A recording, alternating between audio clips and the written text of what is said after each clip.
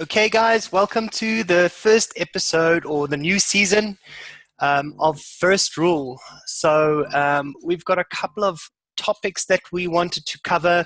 I think in this season, because regulation is something that we need to deal with and face in South Africa now, we're going to look at regulation quite in depth. Um, you know, um, and there's a couple of other changes as well, but we'll run you through them as we go through the topics. So, under regulation, we wanted to just get everybody up to speed, firstly, about, on a high level, what the regulation, what the bill on our side means for us. You know, I've read a little bit about it, and, to sum it up, and please add anything here for me, guys, if I've got this incorrect.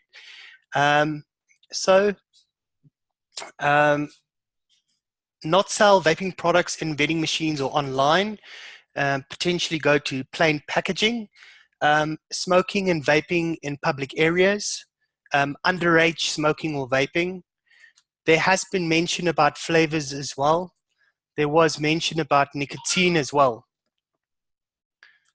Right? Is there anything else that I missed in the bill that, just on a high level, I didn't mention now? No, I think that just about covers the generic areas. Yeah. Um, it's not mentioned in the bill, but there's of course the possibility of nicotine being regulated to some degree. DIYers and having nicotine at home and such. But that hasn't been in the draft bill, so hopefully it won't make it into the final act. Okay. All right. I think for me the big one is the very fine print that says that the minister has the right to enforce new regulations like when they see fit. So at some point they could put new regulations without passing a bill. It'll just get added onto this one, where it doesn't have to go through the same parliamentary process, which is quite a big one, because they can decide now flavors are fine, but let's say a year from now they decide, okay, we're banning all flavors. And you're only going to get tobacco flavors, Yeah. I think part of the problem with this is that the minister is waiting for the international community to decide on standards. A big part of the bill is that they can implement standards in future as regards devices, as regards e-liquids. They haven't done it yet because, quite simply, we don't have a national standard yet. There isn't an international standard. ISO is still working on that. So I think obviously the minister is just waiting to see what ISO comes up with at an international level, and that will then probably get adopted as our national standard. But without that standard in place, he doesn't really have anything to put as a placeholder in the bill. Okay. So specifically what we wanted to talk about in this show is, just in general around what stance, the South African community and lobbyists will be taking, in the fight with regulation. And also, where we've seen this fight succeed and where we've seen this fight fail, with whatever the lobbyist wants to propose. I've done a little bit of research around that, but, I've gone on to the VPA or VPASA Twitter page, right? And just to get a general feel of, what the guys are talking about on there. And, if I can sum it up, most of the post is around harm reduction. Smoking is way more toxic. Smoking is bad. Vaping is safer.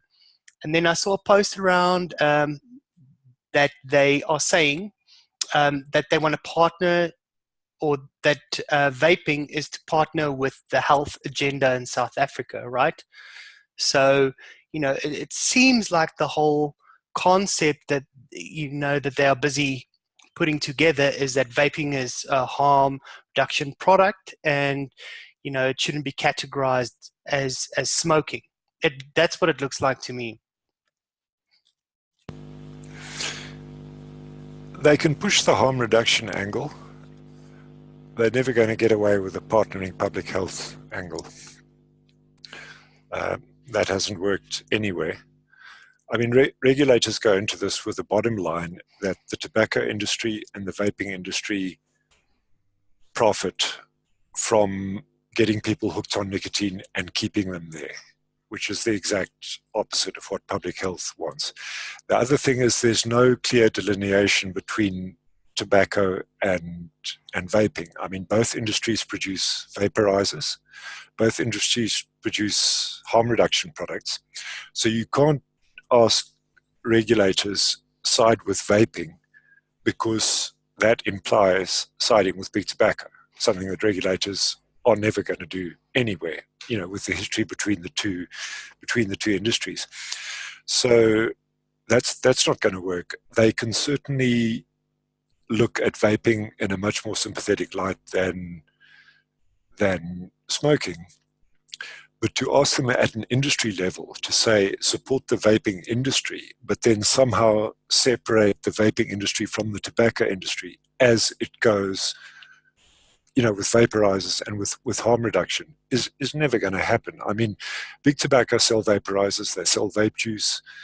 How do you delineate between a smoke mod and tank and a big tobacco, cigar-like or an e-cigarette? It's the same technology. You can't draw that sort of distinction. So I don't think that's something that's going to happen.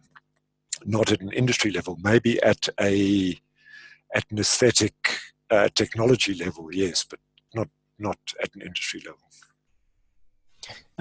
I think another big one for me is if they partner up with like medical health, right? Or we call it a pharmaceutical.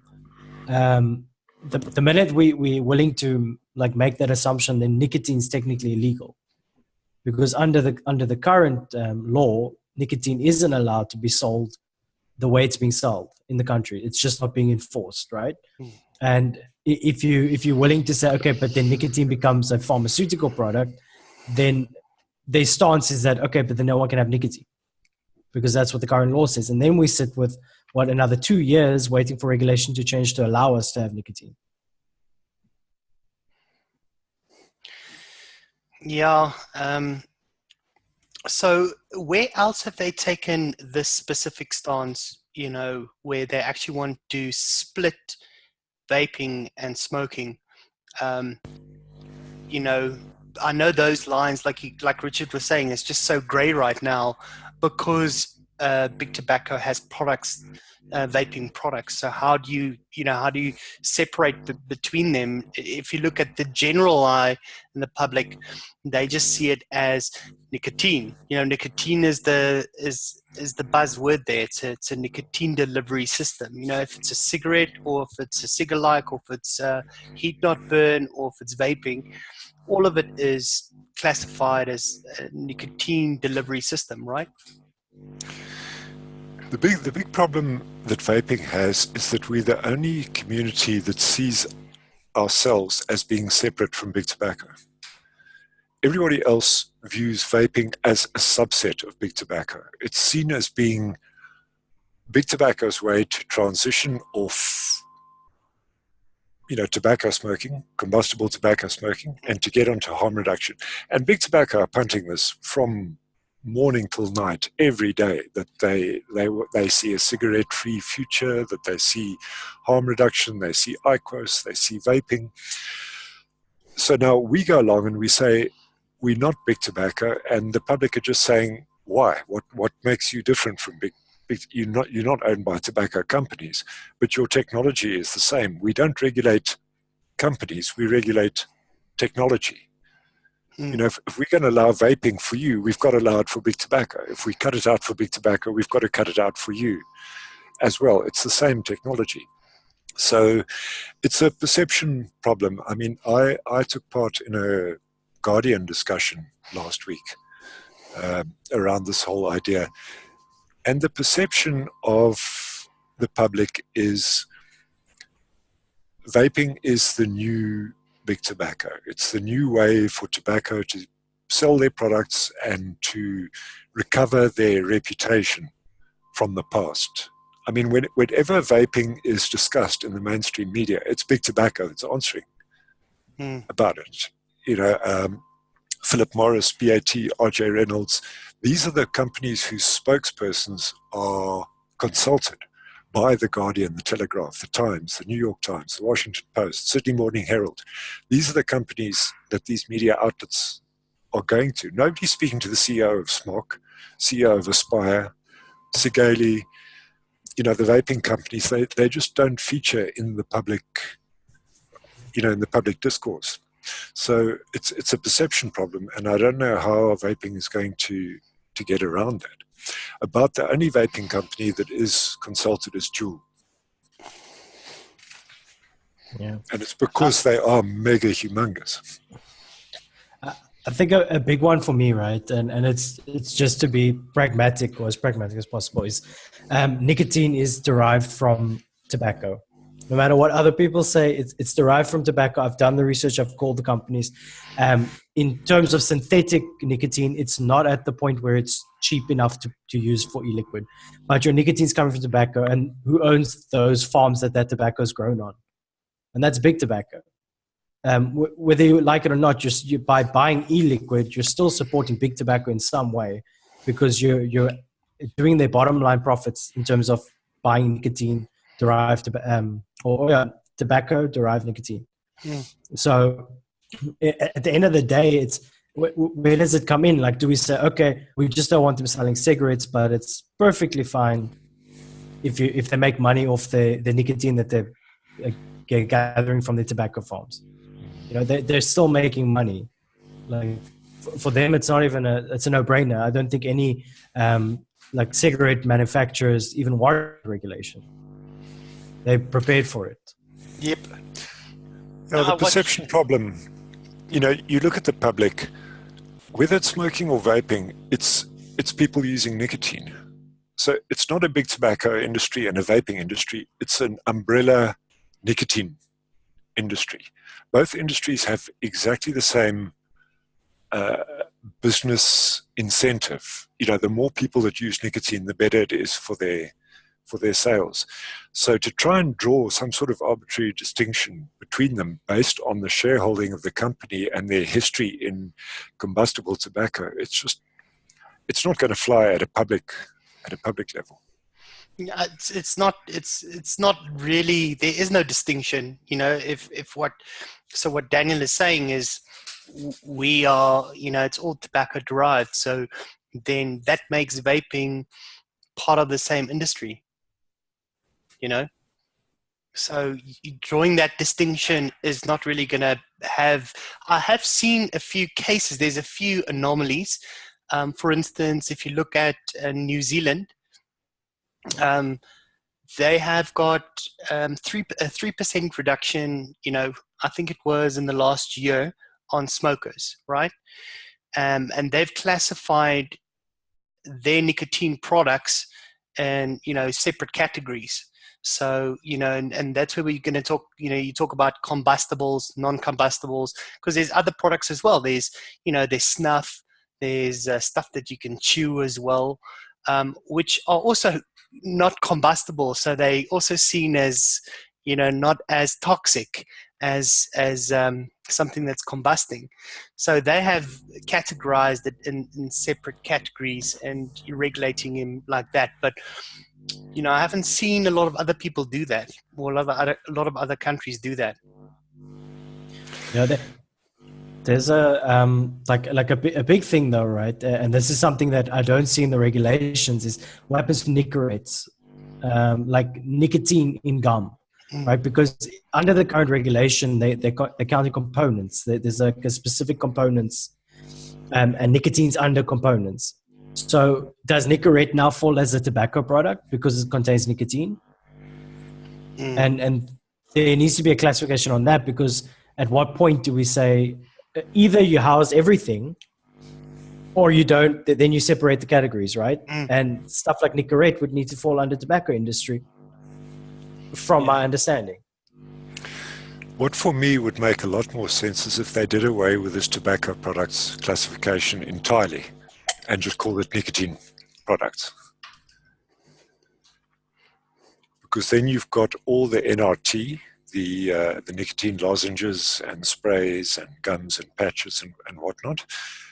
You've got vaping and you've got tobacco. And they all do the same thing. They provide nicotine for the user. That they do so at differing harm levels is kind of a bit esoteric for the public view. The public latch on very much easier to the central concept that you've got X number of people in the public who are dependent on nicotine, and that all of these products go towards that central purpose of satisfying that nicotine dependency. That for me is the most logical way to approach it.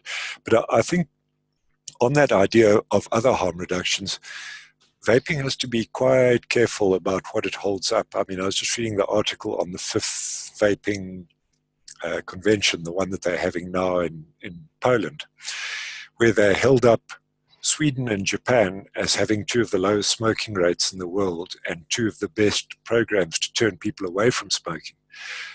Now, for a long time in Sweden, vaping was banned. Sweden's big thing is snus, the little pouches of tobacco that the people put under their lips and basically suck on it. Japan's very big in the IQOS.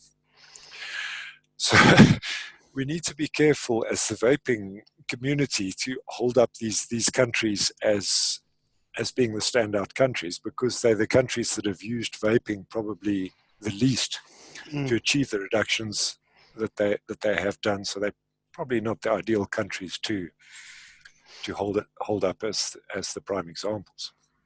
Yeah, Iceland. Iceland and Norway. So Iceland has seen a 12% reduction in the last year, and Norway has seen a 7% reduction in the last year.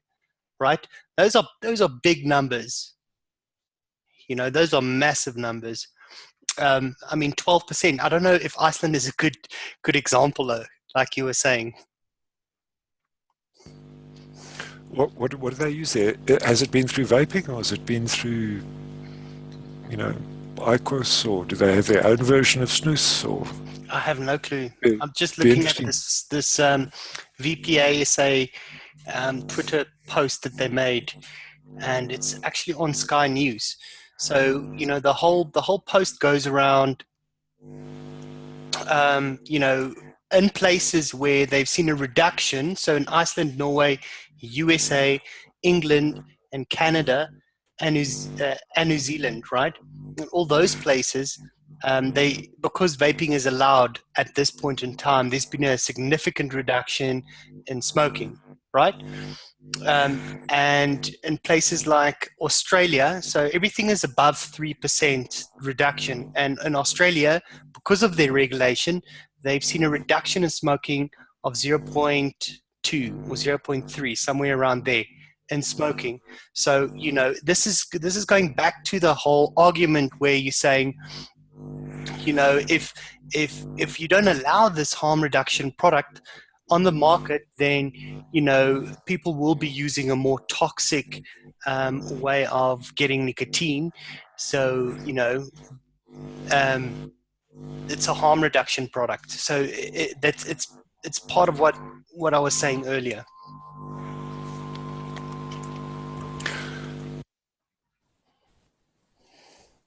Look, the big thing is I'm going through the Iceland numbers, because it's easy to make a quick post and say, look, numbers are down, but smoking's been on the decline there since 2014, and we're talking 13.8%, which is massive. Okay, it's not the biggest population. We're talking like 300,000 people, but 13.8% of 300,000 people, where we're at now, 36,000 people stopped smoking.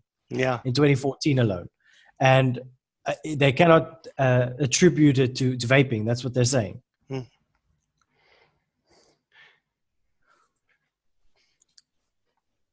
So I don't know. The biggest success factor for me would be New Zealand. who have had vaping laws and reversed it.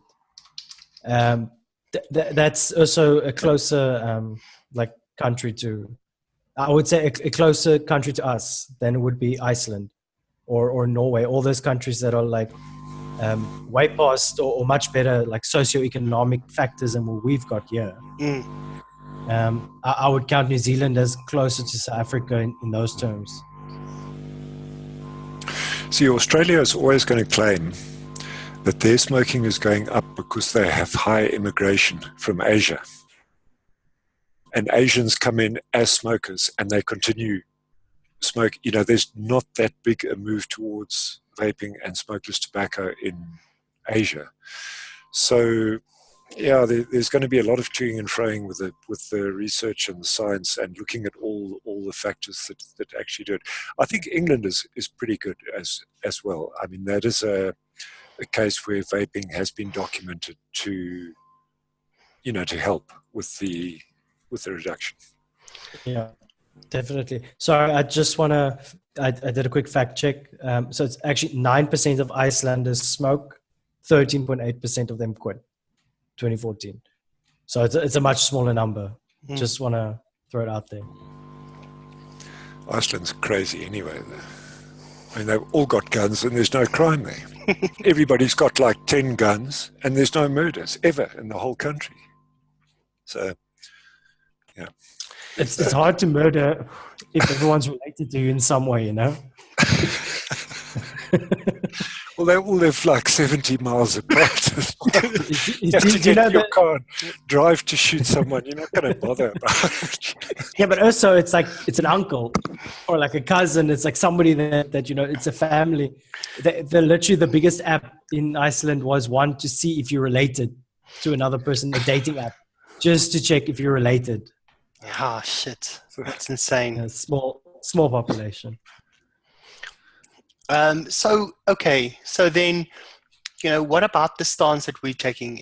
You know, I know that as soon as the news broke around the bill and regulation, VPASA was, you know, quick to put up a petition, which everybody has, you know, not everybody, I'm sure, but many people have gone on and signed the petition. But I'm not sure what that's for. Is that just for a database so that they can send out information to us, or are they actually going to go, you know, a lobbyist will go and say, here, you know, I have 200,000 people who has said that they are against this bill? I think it's a function of the immaturity of the vaping industry, and I say that as an observation, not immature in the sense of childish, but just immature in the sense of there aren't established networks and bodies in the industry. You know, Big Tobacco will never fight legislation by asking smokers to sign a petition.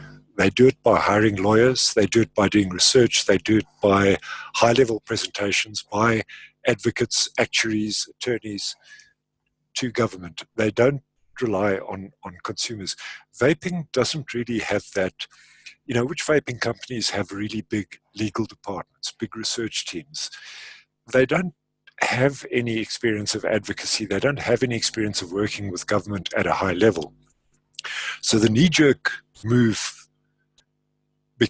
becomes, because it was an industry that grew up out of a collective, out of a hobbyist collective, the knee-jerk reaction is, well, let's get the collective to do the work, and everybody signs a petition. And it, in a way, it's trying to fight with numbers when numbers are vaping's weakest point. I mean, vapers are 3% of the American public. You know, they cannot mount any sort of compelling case based on the numbers. And we saw this in the San Francisco vote. The San Francisco vote was basically a petition that pitched smokers and vapers versus non-smokers. And obviously the non-smokers are going to win. They're 70% of the population. Smokers are like 20% of the population, vapers probably 3%. So in any poll or election, the non-smokers are going to win. And regulators know this. They know that if they get a petition with 5,000 signatures on from vaping, that if they circulated a similar petition among non-smokers, they'd get 50,000 signatures. So it's something I think that vaping needs to think about and move away from. We're pushing what is really our greatest weakness, which is the lack of numbers. We're trying to make it out like vaping is this major groundswell within the public when it really isn't. It's doubtful that we've got 5% of the population on our side. Non-smokers have got 70 to 80% of the population on their side. So pushing it is it's a doomed strategy. Yeah, that's what I felt as well. I don't even think they're anywhere near 500,000. I think if we have 10,000 signatures in that petition, that would be good. I don't think I don't know. Has anybody seen a recent count? Last time I checked, it was 3,500. Yeah, that's the last time I checked. Yeah, I think it got up probably to around 5 or so, but 5,000 is not numbers that is going to impress government. It was the same with the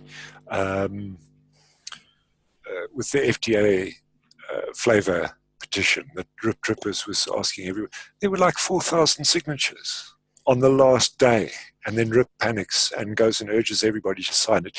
Even if a lot of his subscribers sign, what's it going to get it up to? 5,000, 6,000? Scott Gottlieb's going to say to him, if I circulate a petition among the general non-smoking public, do you know how many signatures I'm going to get on that petition? It's going to make your 6,000 seem insignificant by comparison. So, it's something vaping needs to organize itself. It doesn't have industry bodies. The big companies in vaping don't have that experience of advocacy that big tobacco has and that big pharma has. You've got to go into government with lawyers and with doctors and with engineers and with accountants on your side. Giving them a poll is not going to cut it. Look, again, like I've stated this before, I don't see why vaping can't partner up with big tobacco.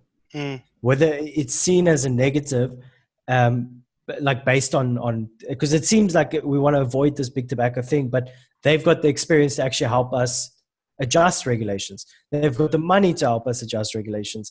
It's not the worst thing to partner up with big tobacco in those terms. Like we could get regulation. Like the biggest one for me is online sales, because not only can I not get e-liquid, but I can't get nicotine, which means I'm going to have to drive to Cape Town to get nicotine.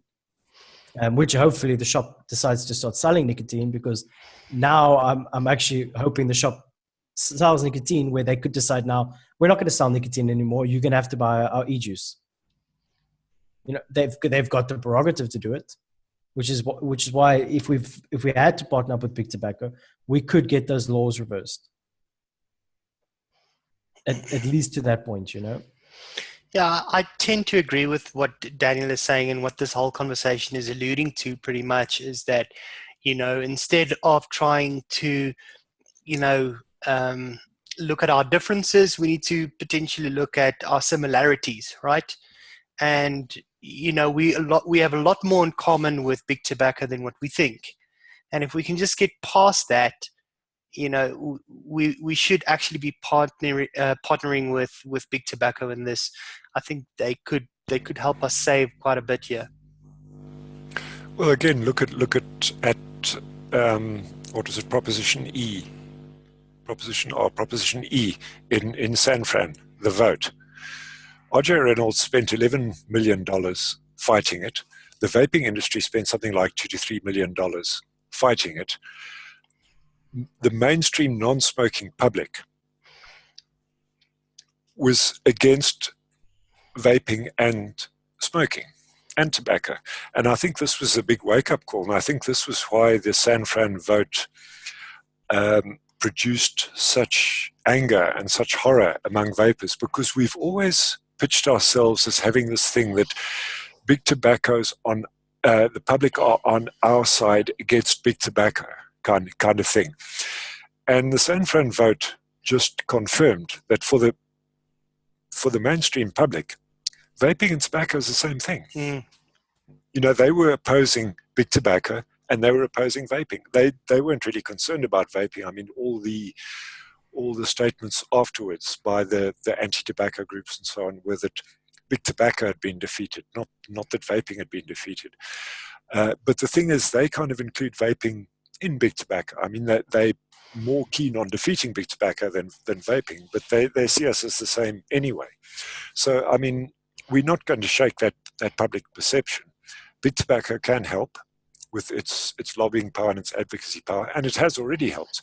One of the reasons why vaping has only been taxed in a handful of US states so far is that big tobacco used its clout, and they went to the congressmen and the senators that are sympathetic to them, and they said, don't you dare tax us, meaning their cigar likes.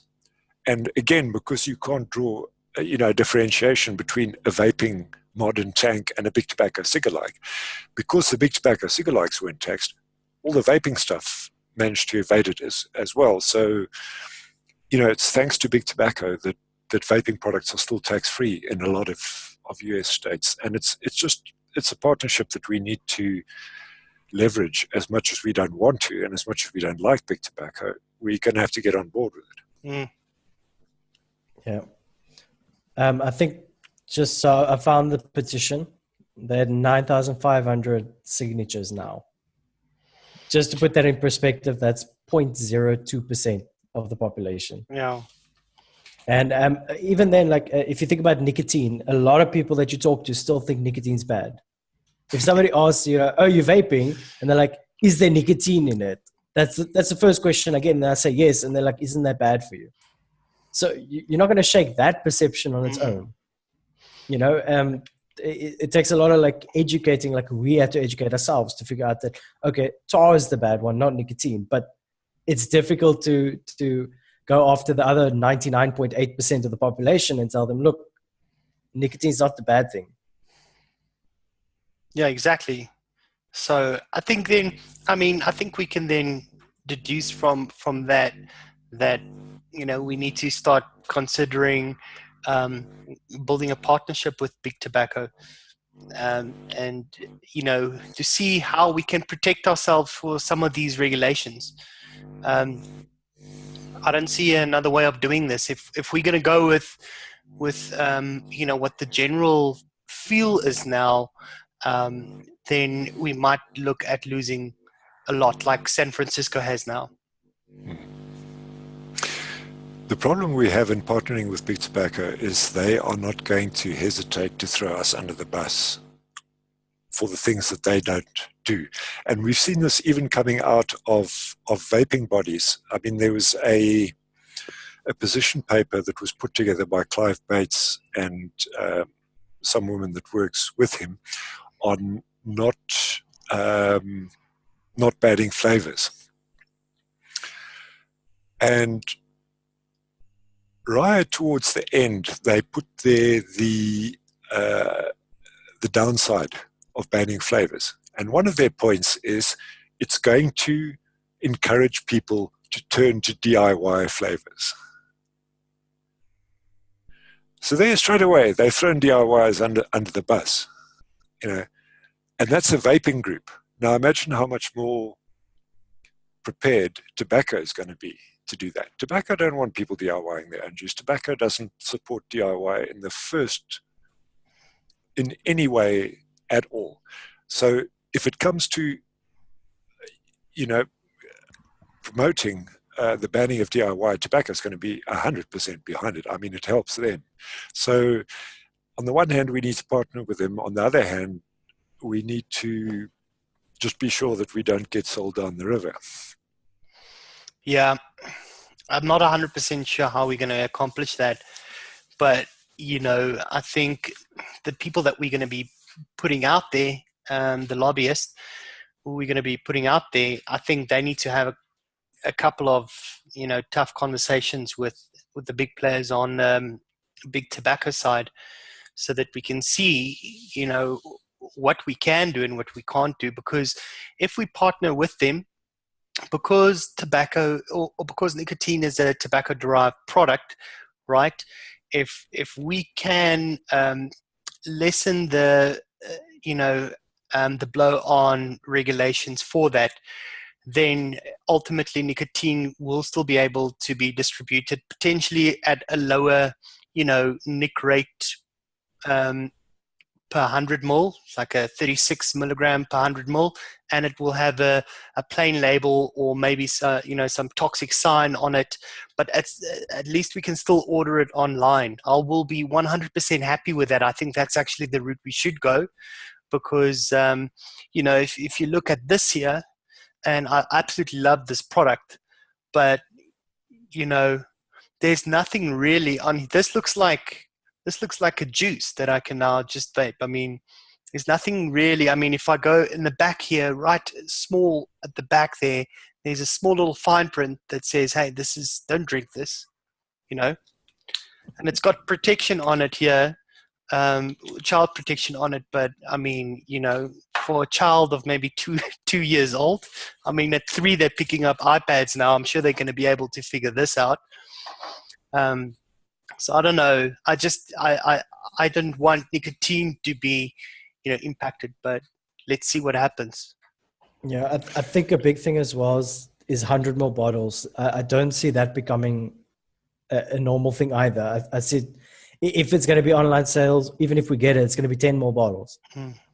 Because they take into consideration that they've got no way of regulating where you store your nicotine, right? And who has access to it. And sure, you can still get like manslaughter charges if a child dies from drinking nicotine, but they're not going to look at it like that. They're going to look at, we need a way to limit the amount that's in one bottle, so that the toxicity rate or the toxicity levels is lower than what it would be if a kid drank 100 more bottle. Okay. The other big problem, just from a procedural point of view, nicotine is already illegal. In order for us to make it accepted, government has to repeal that law. Now, there's a huge difference between not including something in regulation, that's going to be a new law, and repealing an old law. Government can quite easily be swayed to say, don't put this prescription in the new regulations. Not so easy to tell them, you have a law, repeal that law. So I don't know how that. Look, I think the best we can hope for is that it just evades their attention.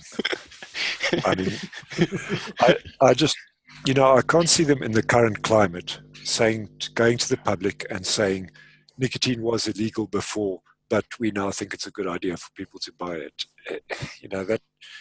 It's going to be difficult to sell that.